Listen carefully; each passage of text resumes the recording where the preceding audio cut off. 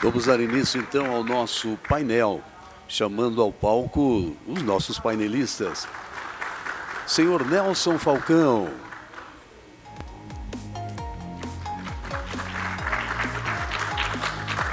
Senhor Nelson Falcão é diretor sênior de desenvolvimento de negócios da Latam Nextracker Brasil, tendo atuado na área comercial da empresa desde o início de sua operação no país em 2015, acumulando de 2013 a 2023 a liderança da área de desenvolvimento de negócios de energia para o Grupo Flex. Ele possui larga experiência na cadeia de produção de equipamentos para sistemas de geração, transmissão e distribuição de energia elétrica.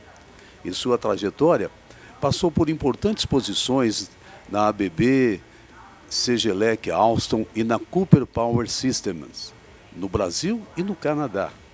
O Nelson é ainda vice-presidente da cadeia produtiva do Conselho de Administração da Absolar, Associação Brasileira de Energia Solar Fotovoltaica. É formado em Engenharia Elétrica pela Escola Politécnica da Universidade de São Paulo em 1980 e especializou-se em compensação de reativos na Suécia em 1983. Próximo painelista, Samir Moura.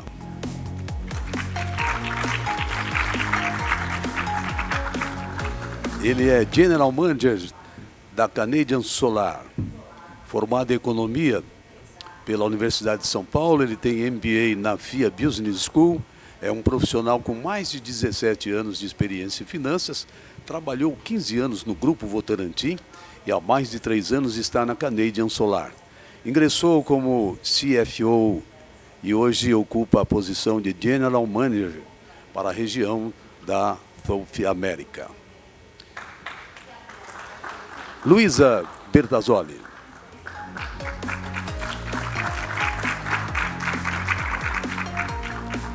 A Luísa é Head de Pesquisa e Inteligência de Mercado da Greener Consultoria. Com mais de 10 anos de experiência no setor elétrico, ela tem como propósito impulsionar uma transição energética mais inteligente, humana e orientada por dados. Lidera uma equipe multidisciplinar dedicada a converter dados em decisões estratégicas, com atuação em geração distribuída, geração centralizada e armazenamento de energia, BESS. Seu time integra pesquisa de mercado, soluções tecnológicas e conteúdo estratégico para apoiar empresas, investidores e formuladores de políticas nas transformações do setor energético. Vanessa Torres.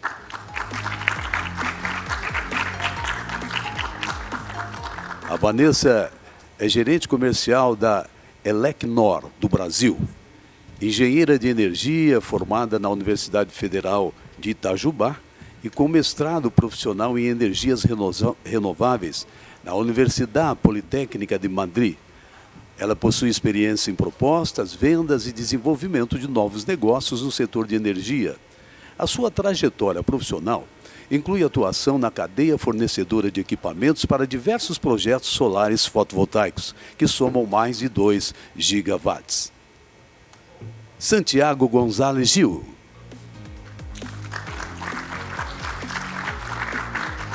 Ele é o CEO da Amara. Ele é espanhol e chegou ao Brasil em 1998 para atuar junto a companhias do setor elétrico que investiram nas concessões de ativos energéticos estatais, como a AES, a Energisa, CPFL, Equatorial Energia, Enel e Neoenergia. É empresário e empreendedor, está há 37 anos no Grupo Amara Net Zero, dos quais 27 ocupa o cargo de CEO. Amara é uma empresa multinacional presente em 18 países com a clara missão de conduzir a transição energética para alcançar um mundo sustentável. Vamos abrir nosso painel desta tarde, dando a palavra nesse instante para a sua abertura oficial ao senhor Nelson Falcão. Boa tarde a todos. Obrigado por estar aqui conosco. Eu queria falar sobre um tema que é bastante caro para a indústria solar hoje. Ontem nós vimos aí o desastre que aconteceu aqui na cidade e levantou ainda mais a importância do armazenamento, mas, além disso, a gente sabe a importância de ter o armazenamento bem alocado em toda a rede, em várias situações, em várias utilidades, né? Então, eu quero começar aqui falando um pouco, aliás, esse painel, deixa eu deixar bem claro, nós vamos falar das experiências internacionais e o que esse grupo de experts que nós reunimos sugere que o Brasil possa adotar, tá? Então, nós não vamos falar da regulação no Brasil ou da potencial no Brasil, isso são outros painéis que vocês viram aí no programa. Nós vamos falar principalmente do que está acontecendo lá fora e, obviamente, buscar lições no que a gente está vendo acontecer lá fora para que a gente possa trazer, internalizar aqui para o Brasil. Então, falando um pouquinho da experiência internacional, isso aqui é uma projeção de como o armazenamento está evoluindo no mundo, né? A gente vê que é uma expansão bastante forte, uma expansão exponencial, e a gente quer mostrar que, de acordo com as projeções que a gente tem hoje, vai ser muito rápido esse crescimento em vários países do mundo. E o que esses países estão fazendo para atrair esses investimentos, né? A Alemanha, a Itália, o Reino Unido, eles já possuem regulamentações, né, que permitem aos projetos acesso a múltiplos serviços auxiliares, que não são sujeitos a cobrança.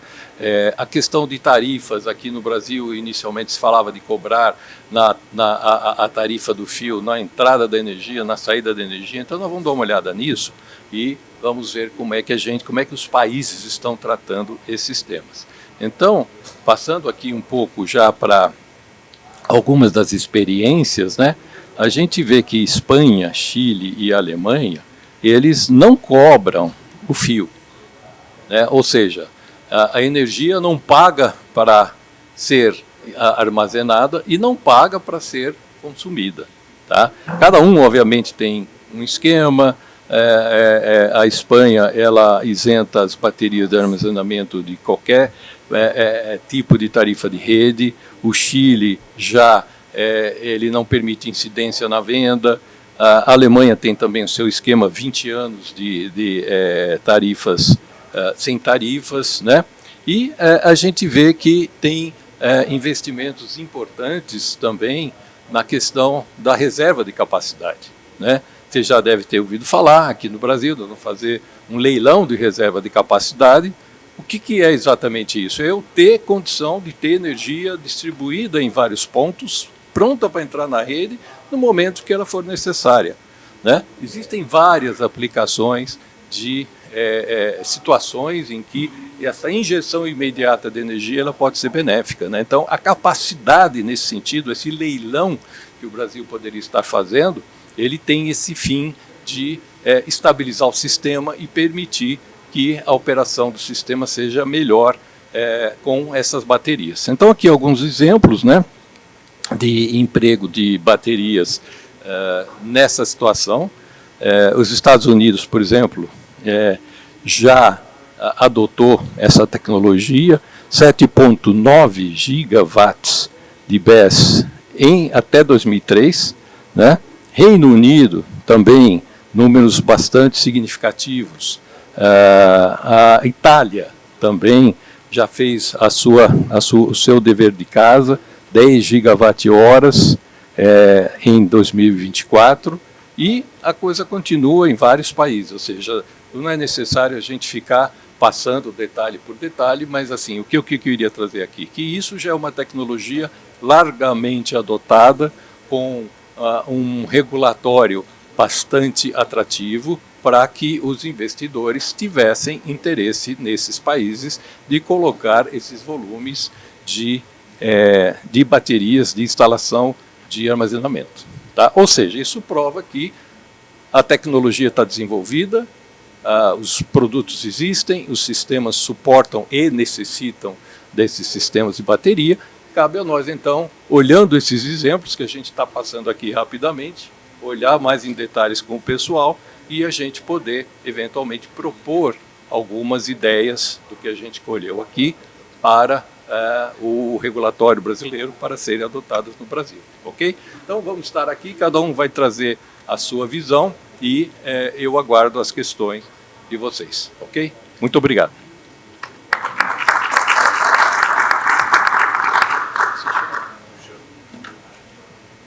Muito obrigado, Nelson. A seguir, vem aqui também dar o seu recado para depois participar do painel, discutindo, respondendo perguntas, o General Manager da Canadian Solar, Samir Moura.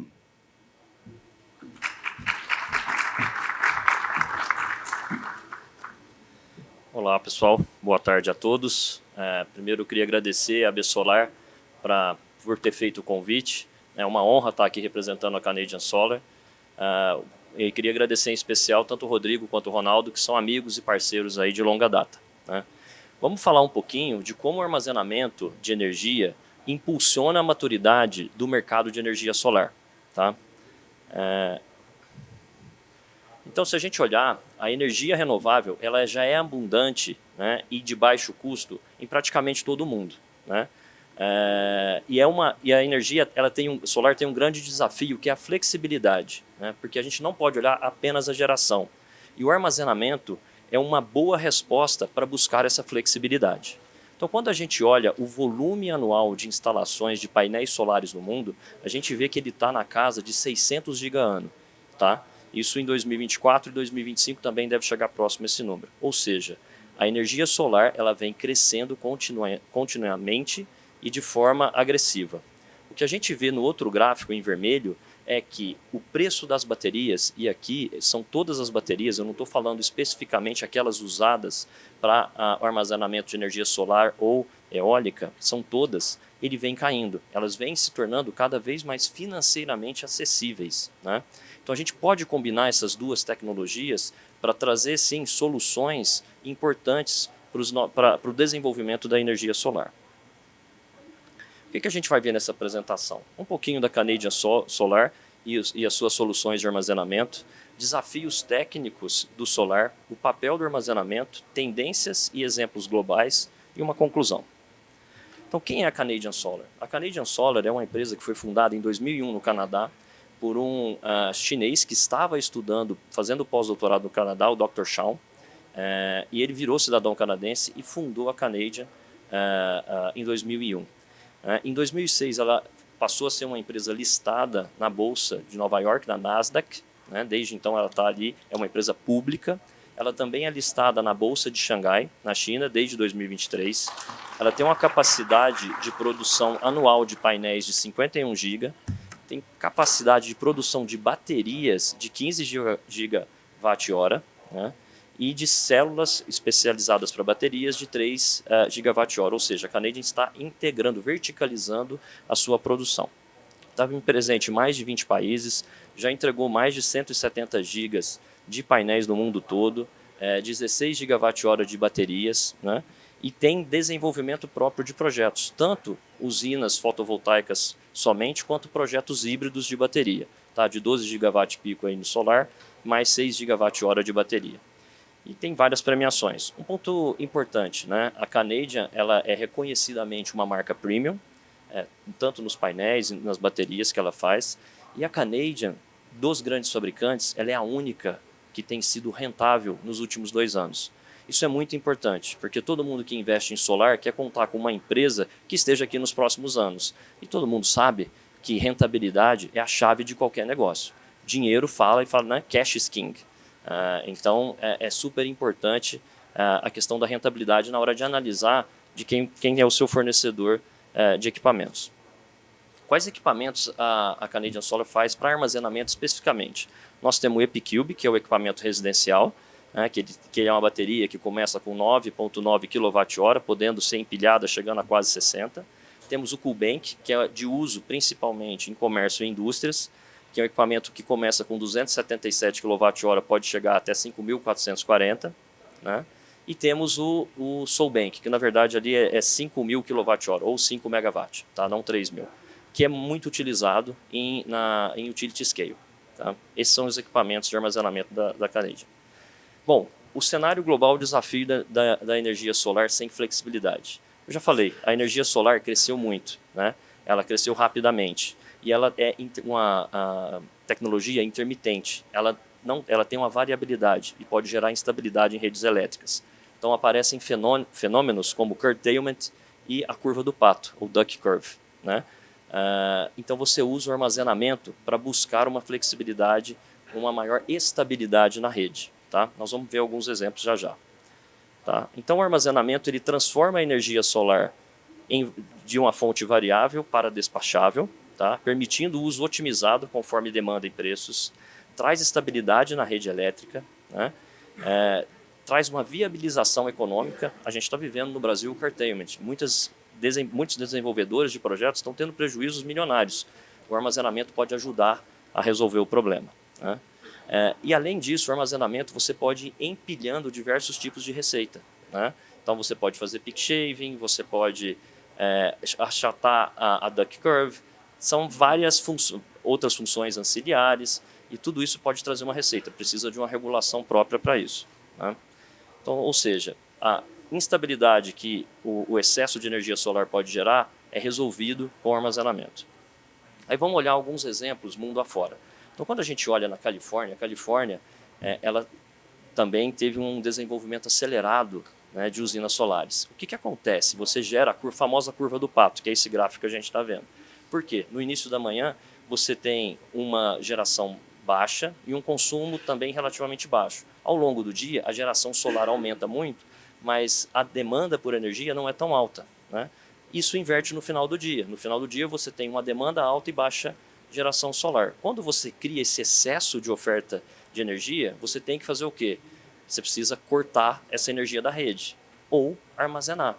Então, a Califórnia, para fletar essa curva pato, né, a duck curve, ela instalou 16 gigas de bateria, né, no seu sistema de energia, o que corresponde a 12%, né, e ela conseguiu o quê? Armazenar essa energia durante o dia, né, e à noite fazer o despacho da energia. Então, usando menos usinas térmicas, usando menos usinas térmicas a carvão, né, então ela passou a ser mais sustentável e reduziu o custo da energia no estado. Outro exemplo é um projeto grande, é o primeiro grande projeto híbrido, aqui é um eólico com bateria na Austrália, chama Hornsdale, tá? É um projeto de 150 megawatt eólico, né, e 193 megawatt-hora de baterias, tá? É um projeto que, nesse caso, ele sofria muito com curtailment, sofria com a duck curve, instabilidade de rede, apagões. Então, as baterias ajudaram, além de resolver toda essa instabilidade, também a reduzir o custo com serviços de rede e serviços anciliares que o operador australiano tinha, tá? Esse é um projeto no Chile. A gente sabe que o Chile tem um problema muito parecido com o Brasil, né? Que as instalações de usinas solares são no norte do Chile, a demanda está mais para o sul e as linhas de transmissões não comportam toda a energia solar que é possível gerar no Chile. Então você tem muito curtailment no Chile, que é muito parecido com o que a gente está vivendo aqui no Brasil, que é o corte da energia, um desperdício absurdo de energia. Então o Chile é um dos países que mais, na América do Sul, que saiu na frente quanto ao uso de baterias. Esse é um projeto subsidiária da Canadian Solar, que é a e-Storage. É um projeto de 312 megawatt-hora, né, ao lado de uma planta solar de 98 megawatt, que o objetivo único nesse caso é amenizar o curtailment. Então eles armazenam a energia que é gerada em excesso durante o dia e também despacham durante a noite e não sobrecarregam a rede de transmissão do Chile, tá? Esse é mais um exemplo. Esse é um projeto full turnkey desenvolvido pelo e-Storage. E aí existem, obviamente, armazenamento para comércio e indústria e também armazenamento residencial. O primeiro gráfico que a gente vê ali na verdade, você está usando baterias para substituir o uso de gerador a diesel. O que faz? Você tem uma economia absurda no OPEX, né? Você gasta muito menos diesel, você tem uma economia de 50%, né? Nesse caso específico, é um cliente nosso da Canadian, que já está com o Cubank instalado, 2 na verdade, e o payback desse investimento é de 3 a 4 anos. Na maioria dos casos, se a gente olhar a aplicação das baterias, o payback é de no máximo 5 anos, tá? Dependendo da aplicação, até 2 anos.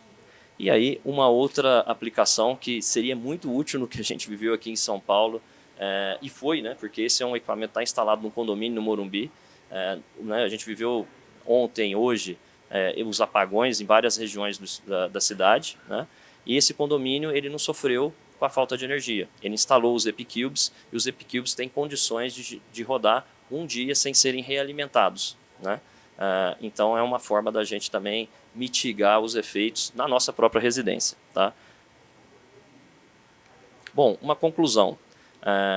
A energia solar tem limitações. O desenvolvimento acelerado da energia solar nos faz ter que buscar flexibilidade, porque ela é uma fonte intermitente, ela pode gerar instabilidade na rede, ela pode gerar curtailment. O armazenamento vem para ajudar, né?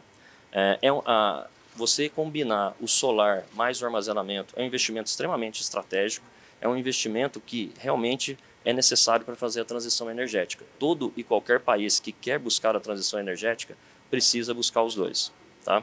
É uma oportunidade de negócio, né? Para todo player do mercado também, tá bom? Acho que meu recado era esse. Obrigado. Nossa próxima painelista, que vem aqui expor um pouquinho também das suas ideias, antes de participar do painel, é a Head de Pesquisa e Inteligência de Mercado. Com a palavra, então, Luísa Bertazzoni.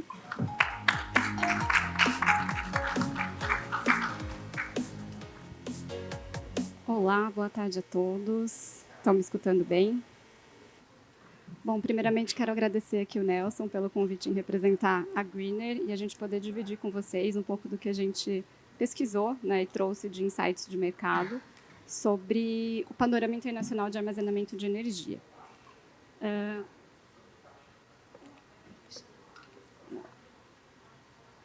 Para quem não conhece a Greener, né, nós somos uma empresa de inteligência de mercado para a transição energética. A gente atua desde 2007, né, aqui no Brasil. Auxiliamos 3,5 gigas de estruturação de ativos solares no país. E também a gente já publicou mais de 30 estudos, tá, aqui principalmente focado em geração solar distribuída, centralizada, e desde 2020 a gente está focado também em armazenamento. E hoje eu vim com a missão aqui de passar um panorama geral, né, sobre o mercado internacional, trazendo como que o armazenamento tem evoluído, né, de fato, nos demais países, quais as principais aplicações que estão puxando, né, e liderando esse mercado, e quais países estão à frente, né, e falando também dos fatores e incentivos que têm impulsionado o BESS. Bom, falando um pouco da evolução global, né, aqui eu trouxe um gráfico da Bloomberg, que é referência internacional também em estudos. Aqui a gente tem 155 gigas de capacidade instalada no mundo, tá, até 2024. Quando a gente fala ali em 2025 para frente, né, a gente tem uma projeção que deve chegar ali em 2035 em 2 terawatt, né, de capacidade instalada. E o interessante aqui é que em 2024, né, a gente instalou ali 74, em 2025 a gente tem uma perspectiva, né, de crescimento de 20% a 25%, instalando 92 gigas de BESS, né, que a gente está falando de armazenamento bateria.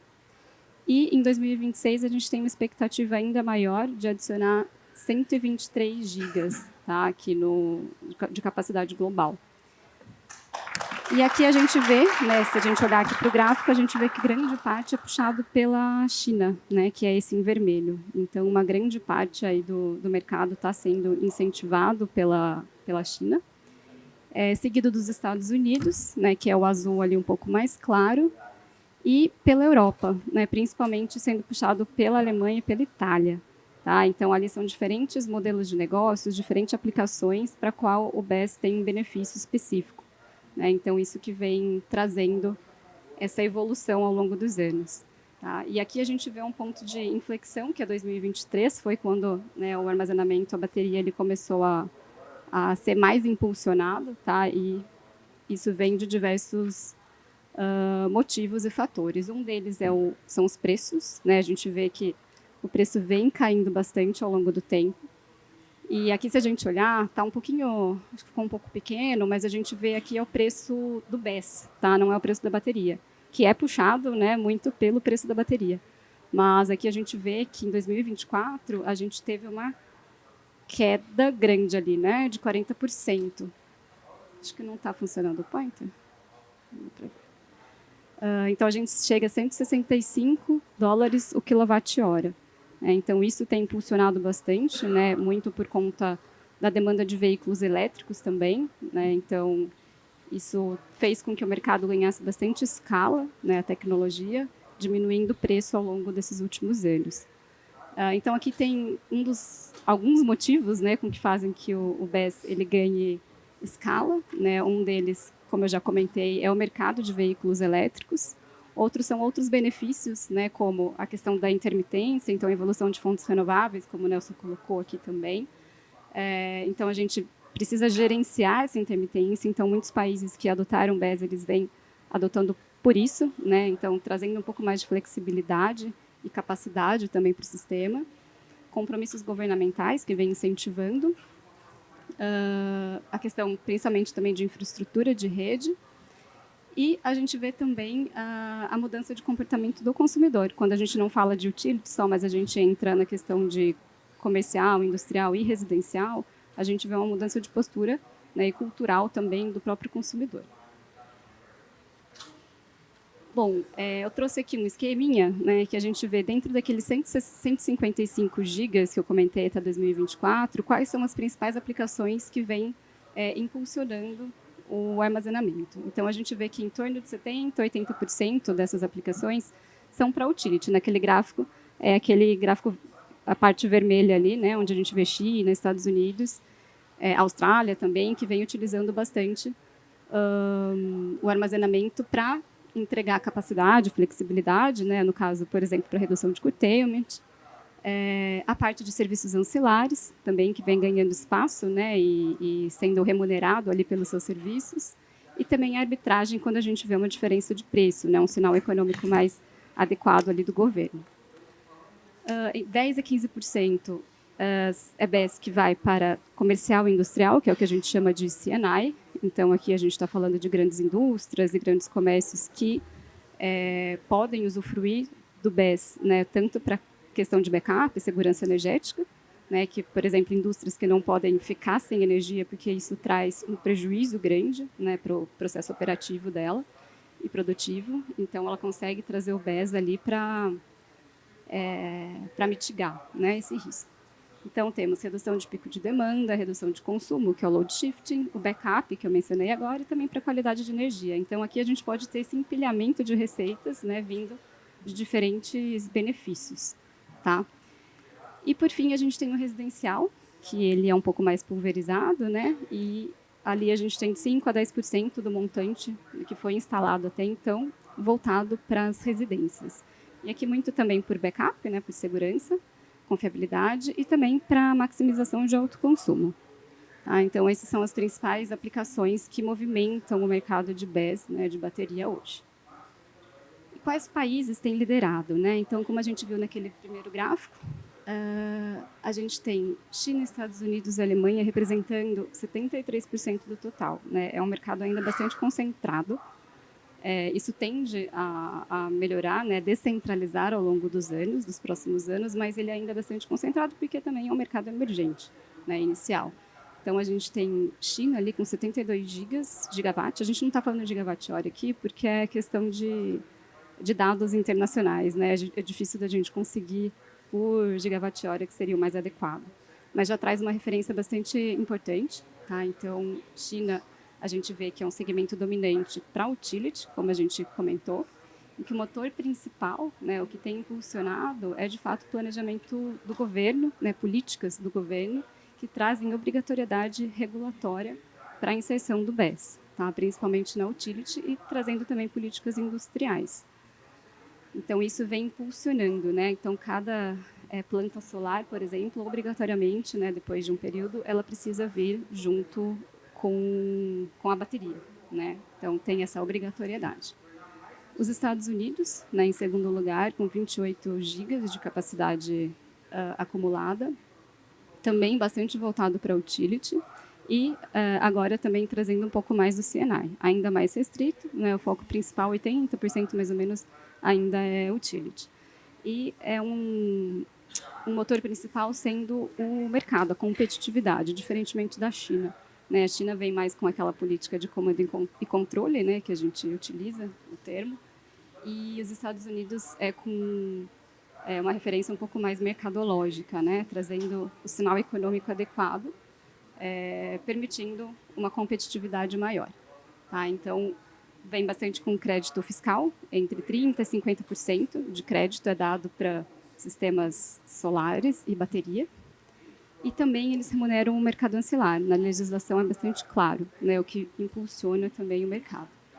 E, por fim, a gente tem a Alemanha, né, com 14 gigas, focado aí principalmente no residencial. É um case de sucesso, né, para esse segmento, e que tem bastante política, né, de alto consumo, com subsídio direto e também tarifário.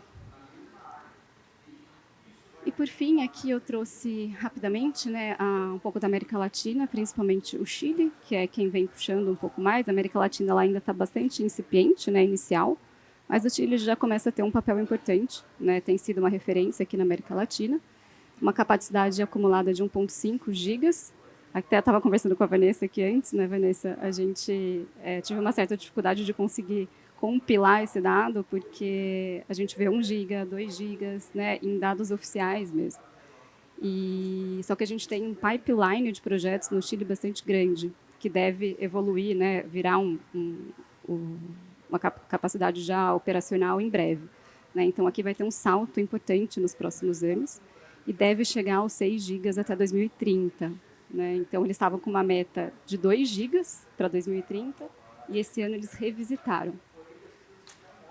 E, por fim, o Brasil, ainda bem pequeno, né? Trazendo 300 megas aqui de capacidade instalada, principalmente off-grid, né? Puxado muito por políticas de programas governamentais, tá? Que a gente vê, né? Luz para Todos e outros que a gente vê sendo impulsionado, porém, a gente começa a enxergar o C&I, né, o comercial industrial, já impulsionando também.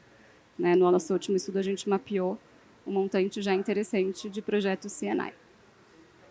Então, somando 1,8, aqui está desatualizado, 1,8 gigas. E, por fim, que aqui já estourei meu tempo, as principais tendências globais, né? Então, a gente tem uma capacidade acumulada projetada aí de 2 teras, tá? Falando em 7,3 terawatt-hora, puxada principalmente pelos China, Estados Unidos e Alemanha, e continuará sendo, né, embora a gente vai ter outros países emergentes também importantes, como Austrália, Índia, América Latina e África subsaariana. Domínio de baterias de curta duração, 2 a 4 horas, porém a gente começa a ver as baterias aí também atingindo 6 horas até mais de duração nos próximos anos. Né? Então, o lítio ainda deve atingir seu pico, né, sendo 93% do share de mercado em 2027, e depois ele começa a perder um pouquinho de espaço, porque provavelmente vão vir outras tecnologias. Eu acho que a lição aprendida, como o Nelson trouxe para o Brasil, né, fica que países que lideram são aqueles que criam previsibilidade e sinal econômico claro. Né, isso por meio de políticas, incentivos, né, cada um entendendo o que de fato faz mais sentido para o seu país. Para que a gente consiga remunerar de fato a flexibilidade, né, que é um atributo importante para a rede e para o país. E é isso, pessoal. Obrigada.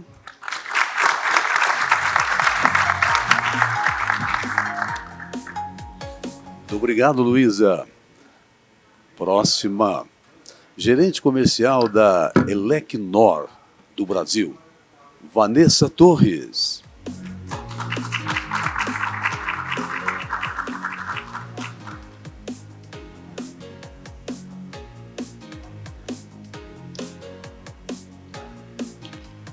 Bom, pessoal, primeiramente, boa tarde, né? Acho que é um desafio aqui falar depois do almoço.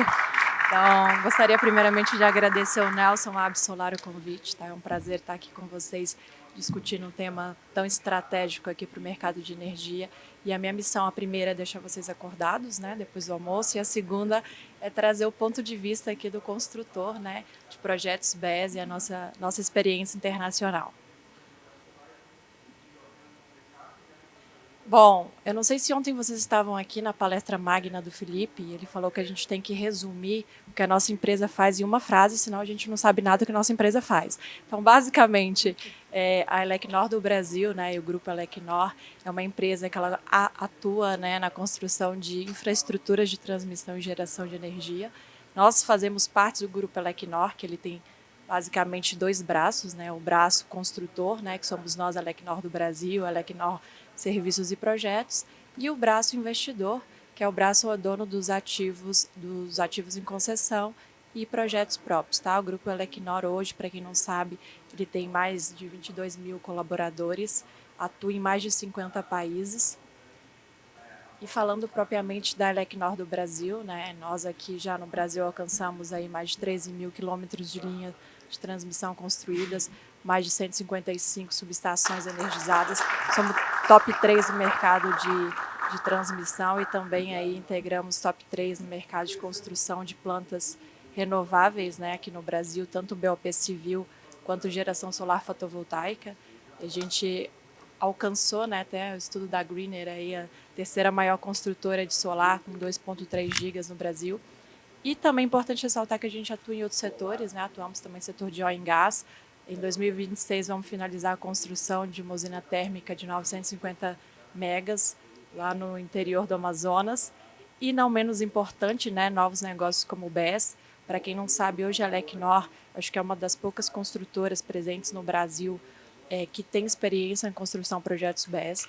No mundo a gente alcançou 900 megas em projetos, cerca de 3.600 megawatt-hora. E meu objetivo é trazer 3 projetos aqui em concreto para a gente comentar um pouquinho aí de 3 países e como é o olhar do construtor, né, para essa tecnologia nova e contar aqui um pouquinho para vocês aí o que a gente vem vendo. Bom, vou começar aqui com o Copiapó, tá?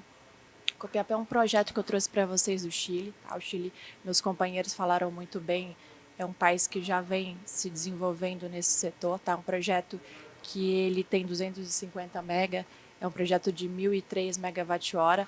Ele está localizado no norte do Chile, na região do Atacama. É um projeto que a Elecnor ela foi contratada não apenas para fazer o BOP do BES, né? O que seria o BOP? Seria toda a engenharia, toda a parte de instalação, fornecimento de materiais, excluindo o fornecimento da bateria, toda a parte de comissionamento, obra civil. E a Elecnor também foi contratada nesse projeto para fazer o BOS solar, ou seja, toda a construção da usina solar fotovoltaica de 277 megawatt-pico. Esse projeto ele é um projeto híbrido, tá, pessoal?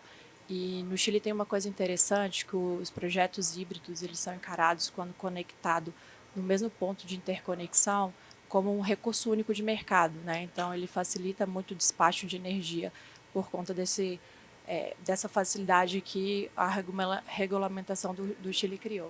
O que eu posso trazer aqui para vocês de curiosidade, ele é um projeto colocalizado, tá?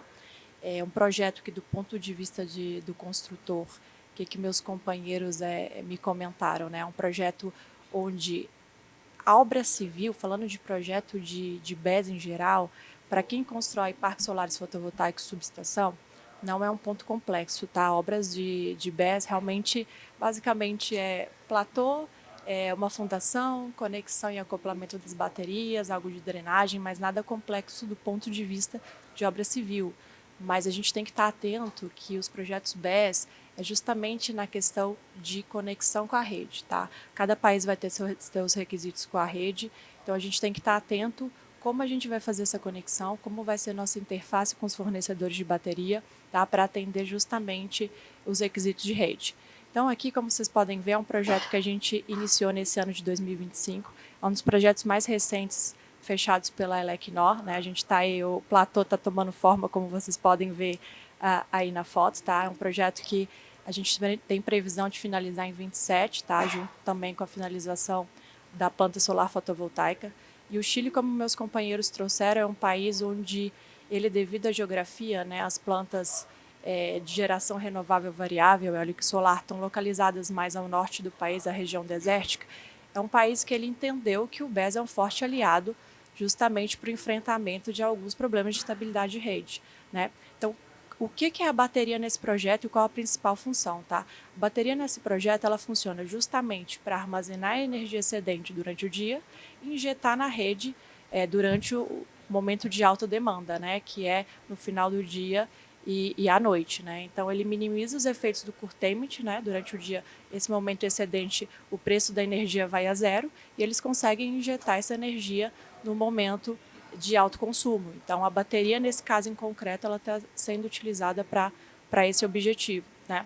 Do ponto de vista do construtor, o que mais que eu posso contar para vocês? O Chile é um país onde questão de maquinário, né, sempre perguntam, para a descarga das baterias, precisam de máquinas pesadas. O Chile, como é um país muito forte do ponto de vista de mineração, disponibilidade de maquinário não foi um problema para nós, né, não está sendo um problema. Agora, mão de obra, né, eu sempre costumo falar, mão de obra qualificada, justamente por competir com o mercado de mineração, é um ponto de atenção, né? Então, realmente, o Chile é um país que a gente está tendo que considerar muitos expatriados, seja de Colômbia e Peru, enfim, justamente por competir com essa mão de obra que advém, né, qualificada ao setor de mineração, que é uma mão de obra mais bem remunerada, né? Outro ponto que eu posso destacar no Chile é justamente a questão logística, né?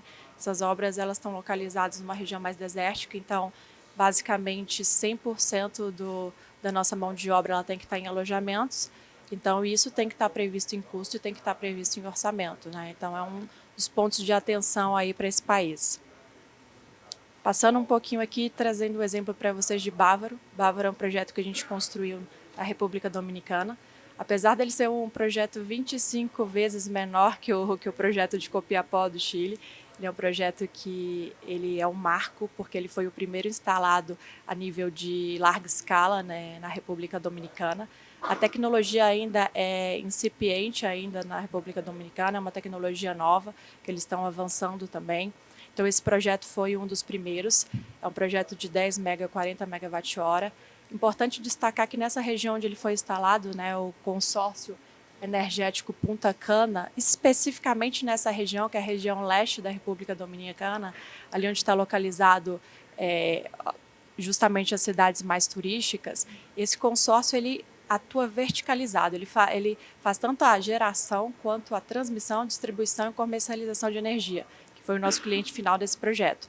Então, esse projeto, assim, um pouco parecido com o Copiapó, o objetivo justamente da instalação de baterias é fazer realmente essa estabilização da rede, né, controle de frequência e tensão durante o dia e à noite a gestão de demanda, né. Esse consórcio atende 65% da rede hoteleira, né, da República Dominicana. Então, ele foi um projeto marco, tá? Sob o ponto de vista do construtor, o que é que meus companheiros me comentaram, né, que a República Dominicana ela também está se discutindo bastante o tema do BES. Ano que vem, se não me engano, eles vão ter um leilão também de BES previsto, tá? E uma coisa interessante que eles já aprovaram regulamentar a partir do ano que vem, que todas as usinas de geração renovável variável acima de 50 mega, elas têm que ter uma capacidade nominal mínima de uma duração mínima de 4 horas e acima de 100 megas, uma capacidade nominal mínima de 50% com duração mínima de 4 horas, ou seja, todos os projetos renováveis, né, de variáveis, ele tem que ter previsão de instalação de BES. Então, é um país que, com esse leilão, os investidores eles estão realmente aguardando para ver as tendências de preço e para tomadas de decisões, né, de investimento. O que os meus companheiros estão me comentando, tanto de República Dominicana quanto Chile, é que está se vendo um movimento não só de instalar BES em usinas solares novas, ou fotovoltaicas ou eólicas, mas também em usinas já existentes. Então, é um movimento que a gente vê como tendência. Por último, eu trouxe um exemplo aqui para vocês da Austrália. A Austrália tem se tornado, né, uma das protagonistas aí na implementação dos projetos BES, projeto um dos maiores e mais importantes da Austrália, né, de 200 mega, 400 megawatt-hora, é o projeto BLIF. Esse projeto ele é interessante porque ele As baterias nesse projeto elas têm duas funções, um pouco como os outros projetos, uma função mais sistêmica, né, de regulação na rede, mas esse projeto ele tem implementado tecnologias grid forming, ou seja, inversores grid forming que atuam ele atua tanto na regulação da rede, né, mas também tem todo o tema da injeção de inércia na rede. Então, ele consegue fazer uma regulação de forma bem completa, né? E o segundo ponto curioso desse projeto, que é a função comercial dele, ele é um dos pioneiros, que ele vai fornecer 70 megas de energia eólica, tá, da Neoen, que era o nosso cliente final desse projeto, de forma de 24 horas por dia, ou seja, de forma ininterrupta. Ou seja, é um projeto pioneiro que o objetivo dele, a parte comercial dele, né, é fornecer essa energia para uma mina da gigante BHP, né, que o setor, enfim, também de mineração, geração a gás na Austrália é um setor muito forte. Então, o objetivo dele também é fornecer 70 megas de geração renovável de forma constante, né? E isso traz para nós mais um advento aí do BES, né? Que a gente tanto fala que as renováveis de geração variável, elas, né, muito se escutou que elas vêm criando a instabilidade do sistema, e o objetivo da Austrália é justamente impulsionar a mudança, né, da matriz energética deles muito voltada para as usinas de carvão, pela eólica e pela solar, e aliado com essas tecnologias, né, tanto o BES como as tecnologias grid forming, poder implementar isso de forma sustentável, onde a geração seja contínua, né? Então, a Austrália está investindo muito, tá? Em BES é enfim, como eu falei, uma das principais os países protagonistas nisso, e também na tecnologia grid forming. Então, a gente vê realmente que o BES, né, para finalizar aqui o meu discurso, que o BES ele vem realmente como um aliado, uma das ferramentas, né, para a gente manter o crescimento das renováveis variáveis sustentável. Ele vem como uma das ferramentas que meus companheiros falaram muito bem, para justamente a estabilização da rede, do sistema, controle de frequência, controle de tensão, e também as tecnologias grid forming para a injeção de inércia, né? Então, o BES ele é mais uma ferramenta. Eu sempre digo que eu não acho que existe uma única solução, né? São soluções conjuntas para transformar o Brasil também em referência nisso. Eu não tenho dúvidas que o Brasil daqui a pouco vai ser uma das referências em BES, como nós somos referência do sistema interligado nacional, um dos sistemas de transmissão referência do mundo.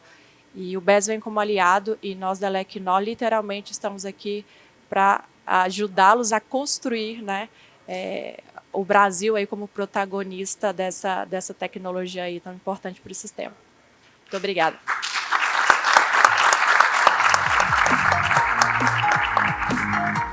CEO da Amara, senhor Santiago Gonzalez Gil.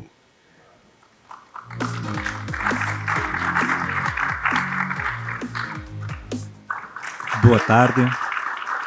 Eu queria primeiro agradecer a Nelson. Nelson me intimou, não me convidou para poder participar, mas é um prazer estar aqui. Eu com Nelson em Nave Solar temos duas camisas, vestimos a nossa profissional, mas também a dedicação ao setor, para poder trazer o desenvolvimento com mais segurança. Quem assistiu hoje às palestras de manhã com Bárbara, com Fernando Mosna, realmente o desafio que a gente tem é gigantesco, mas como em todos os lugares, eu acredito que existem oportunidades para aqueles que têm atitude e têm assim, essa iniciativa de poder fazer. Da parte de BES de Internacional, quando Nelson me convidou, era para trazer, como todos os colegas aqui, as experiências de Internacional e que podemos ter de aprendizados. Especificamente quisemos dividir un pouco o contexto de todos para falar un pouco de cada lugar e trazer esas experiencias. Eu vou falar un poquinho de nosos colegas no México para vocês entender un pouco. O mundo inteiro funciona da mesma forma. As mesmas oportunidades que vocês vão ter aqui no Brasil, tanto em CNI como em Utility, é o que acontece no mundo inteiro. Eu diria que, trazendo o resumo do que é o mais importante, é que a inteligência está na capacidade de adaptação. O mercado muda em todos os lugares, como vocês sabem, regulamentação, financeiro, preços de baterias que vão cair, mas se não há uma segurança e uma visibilidade, ninguém vai botar o pé no acelerador. Aqui temos um problema gigantesco de curtailment, as baterias é a solução, ninguém tem dúvida, mas se não temos segurança para poder investir, o dinheiro é como a água, ele flui naturalmente.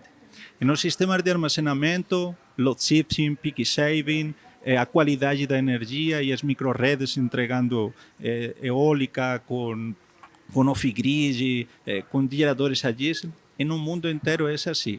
Só que diferentemente da energia fotovoltaica, quando você fala de armazenamento, você está falando de eletrônica de controle e potência. E na eletrônica de controle e potência, a engenharia é um mandatório. A confiabilidade dos equipamentos e das marcas que você utiliza é fundamental, porque se há um equívoco ou uma parametrização equivocada, é uma fatalidade. Um sistema BESS, para vocês terem uma ideia, em milissegundos pode entrar para suprir uma rede.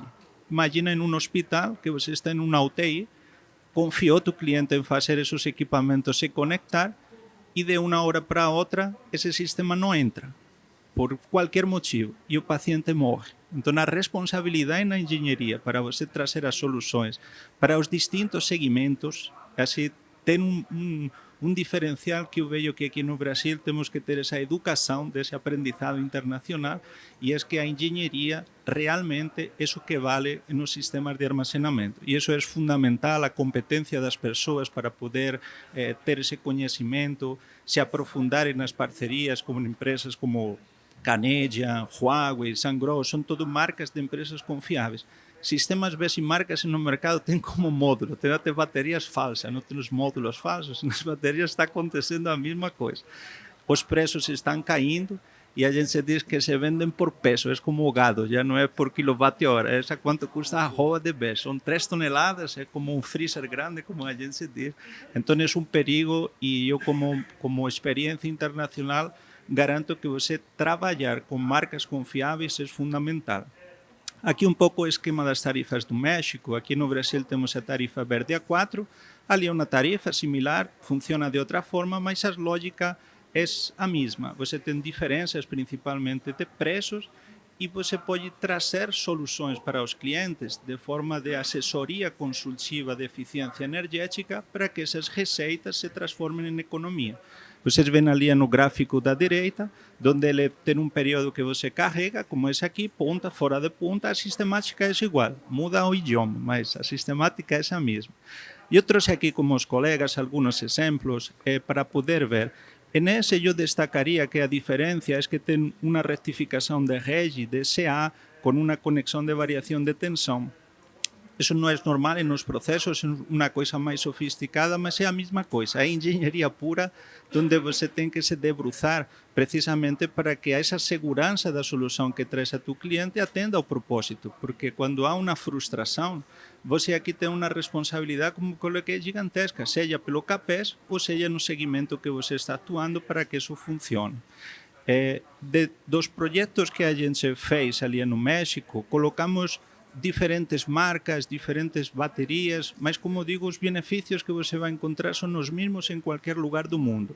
Nesse caso específico, ali em Swan, eles tiveram uma redução de tarifa, isso funcionou como se fosse um projeto de Energy as a Service de uma empresa que ofereceu essa solução para esse cliente. Eles tinham uma economia ali na parte operacional por uma paralisação que tinham dentro desse segmento, que era expressiva, eram quase $250,000 por mês, então isso trouxe para eles assim uma atratividade. O México, como o Brasil, está começando, não tem muita ainda aceleração, mas as projeções, como trouxe aqui Luísa, é uma barbaridade o que vai acontecer. Vai faltar mão de obra, como a Vanessa disse, no mundo inteiro, isso não é só aqui. E um quesito também como experiência de logística, que Vanessa comentou o caso do Chile, as baterias elas são classificadas como risco 9 no transporte, pela quantidade de lítio que tem. Então, tanto para os integradores como para os distribuidores, quando você faz o pricing, é diferente você transportar carga seca que transportar lítio. Então, tem que estar atentos, porque para você descargar um equipamento que pesa 3 toneladas em um Sinai, não é qualquer monkey de R$300 a hora que você descarrega. Quando você fala em utility scale, estamos falando de 40 toneladas. Então, você não tem só que ver o equipamento, tem que ver toda a logística em um site survey, se isso é condizente. Isso tem que ter assim, uma atenção redoblada. Neste caso específico, foi a Audi, que tinha igual problemas para poder cargar com horário fora de punta. Se colocaram umas baterias lunas, neste caso foram containers, se colocaram 6 equipamentos, 8 equipamentos ali. Foi um projeto assim, muito interessante e ele nos deu uma visibilidade significativa. Para fazer esses projetos na engenharia, não sei se vocês conhecem Homer. Homer é um software similar a PV System, onde a sensibilidade que você tem, porque as baterias degradam, como creio que foi Vanessa que comentou, que siguen uma exigência de horas, as baterias você projeta, mas ela degrada. Então nunca vai ter a mesma capacidade. E isso tem que estar muito claro nos análises, principalmente em utility scale. Se a é menos pior, mas as consequências são a mesma. Você não pode contar com essa quantidade de energia.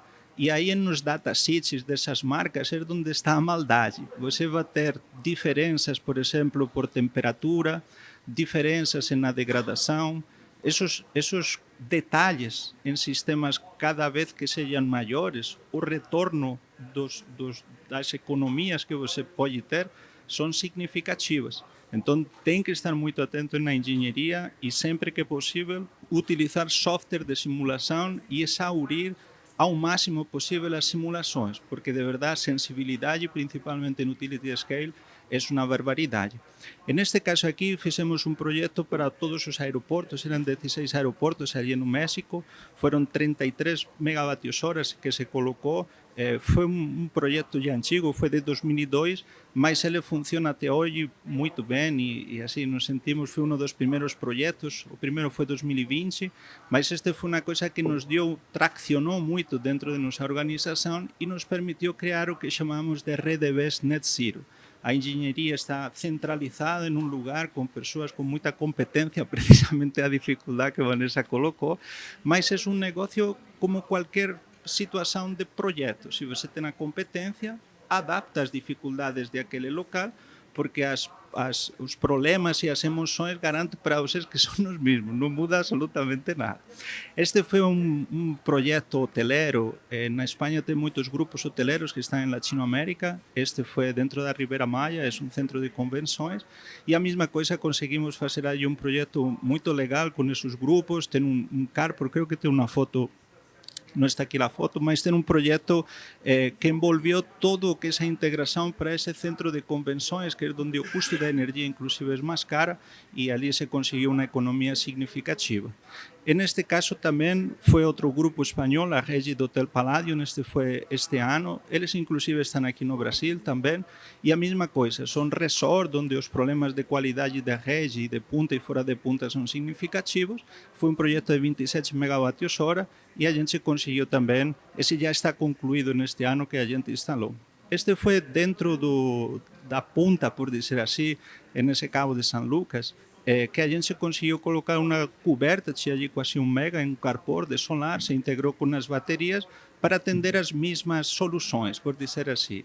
De verdade, como resumo, eu garanto para vocês que não há nada que seja diferente em qualquer lugar do mundo. Não há nada. Assim, as dificuldades são as mesmas, as dificuldades principalmente governamentais na regulamentação, essa certeza ou não para fazer a conta do investimento, e sem isso não tem segurança para você investir. Eu aqui no Brasil, o próximo ano, vamos a ter desafios gigantescos, mas a nível de armazenamento a gente tem que se capacitar. O maior esforço que a gente tem que fazer, na minha cabeça está essa formação e catequizar a engenharia, não me perdoe a palavra, prostituir o mercado, como aconteceu com a energia fotovoltaica, sistemas de rooftop. Poucas pessoas fazem análises de projeto, dimensionamento, é muito fácil, 1 kWh é R$1, e então 5 kW para matar uma conta. Armazenamento não funciona assim.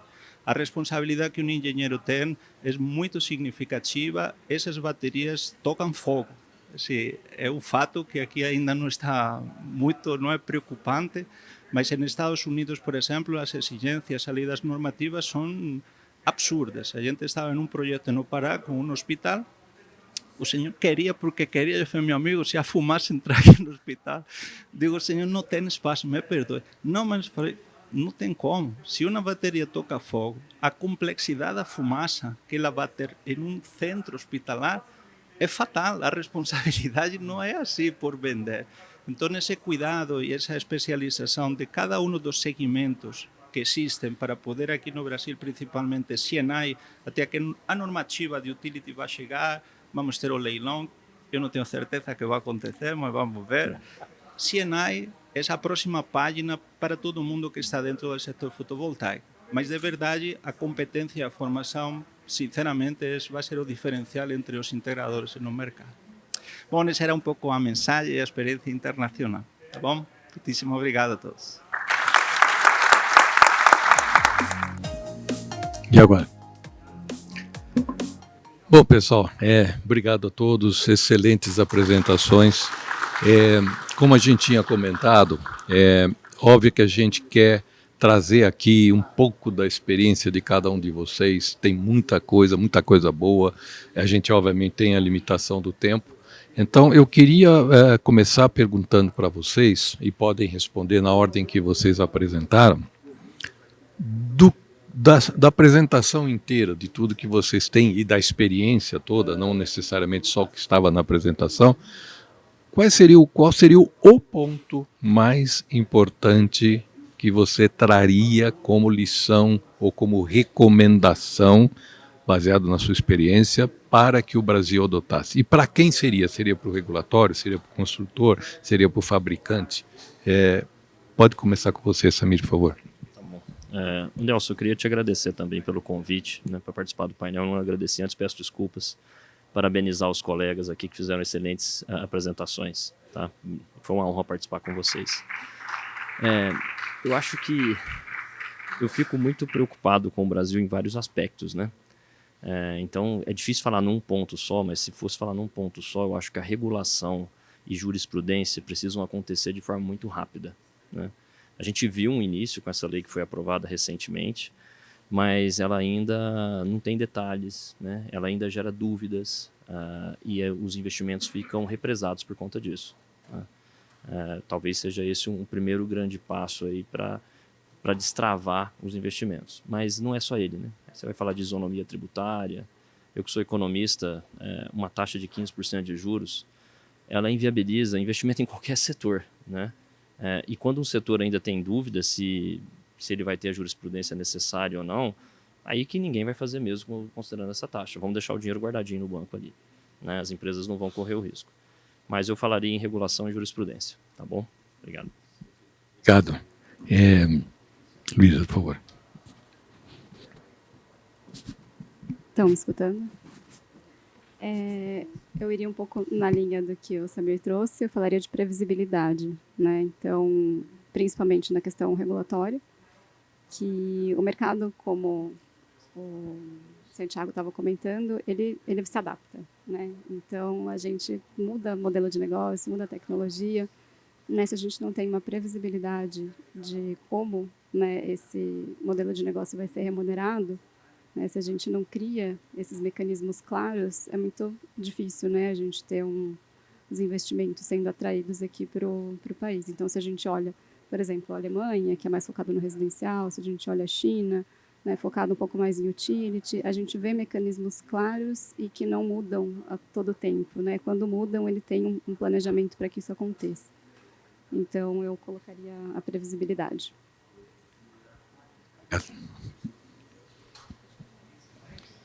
Acho que meus companheiros falaram muito bem aqui da parte de previsibilidade, né? Trazendo aí um pouquinho da parte técnica.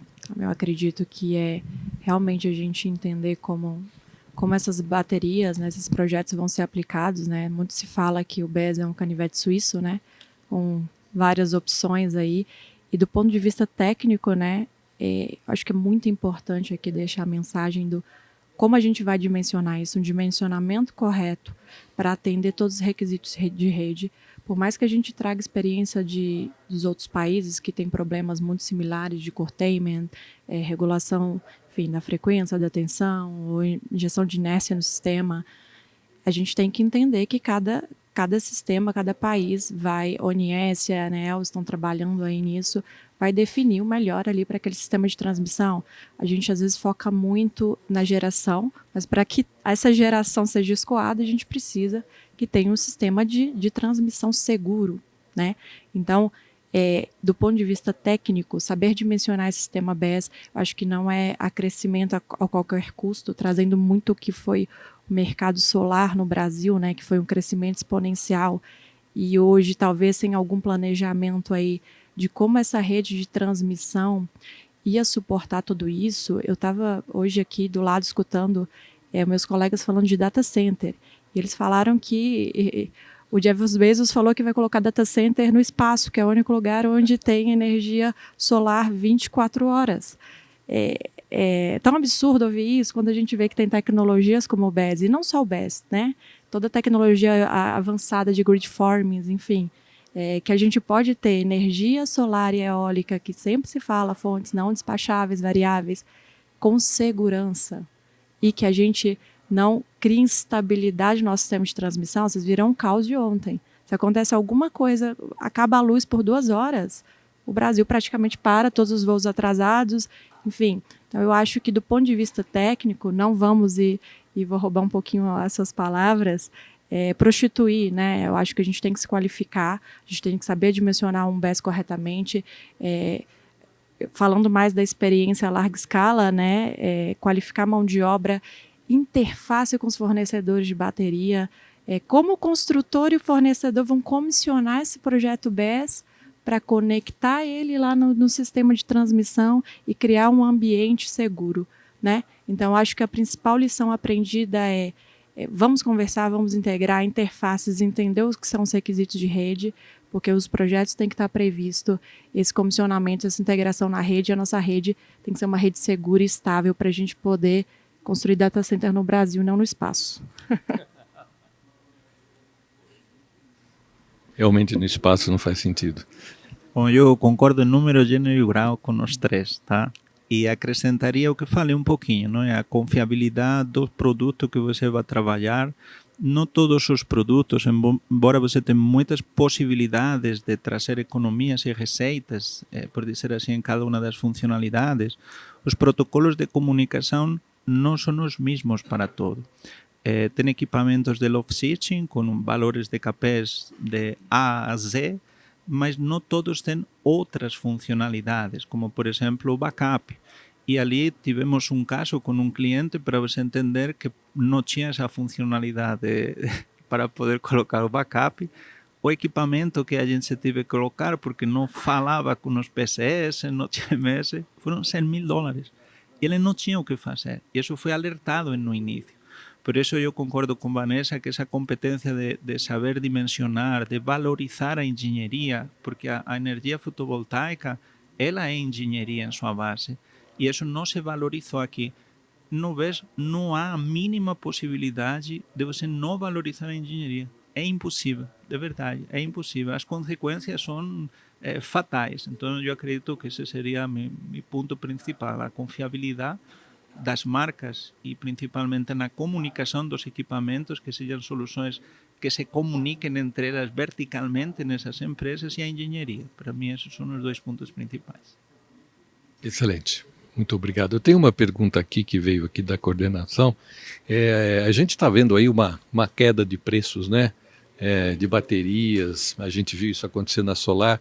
Na opinião de vocês, e sintam-se à vontade, quem tiver mais, sentir mais à vontade para responder, quais são os vetores que o Brasil pode ajudar a desenvolver para reduzir os custos da bateria aqui no Brasil, e se a fabricação local seria um desses vetores? Fique à vontade, não sei, talvez fabricante primeiro.